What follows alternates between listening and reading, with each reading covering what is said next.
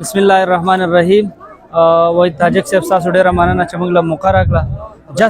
جست زه یو تجویز ورکوم د کومه کمیټي چې دیو سلیکټ کړی ده د دغه لپاره چې کومه کمیټي اغوستې شوې ده هغه تجویز مې دا دی چې دا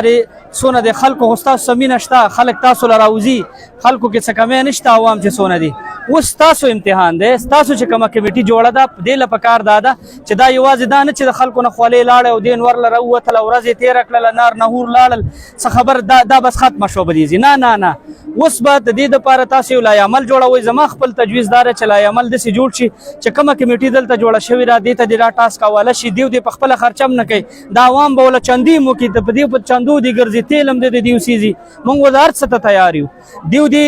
باقاعده د فاټانه د ټولې فاټانه ایکس فاټانه مرج اضلاع چې کوم دي ته دې نه بیا همداسې کمیټۍ نه جوړې کړي او هغه کمیټي دې بیا په ټولو کې یو مرج کړي او هغه کمیټي دې لاړ شي بالا حکامو ته د کینې بالا حکامو کې څوک دي کوم چې پښتون لیډرشپ دی پاکې مولانا فضل الرحمن چې کوم اواز دی که چېرې د مولانا فضل الرحمن له لاړ او په دې مجبوره کړل دا خلک محمود چکزی له لاړل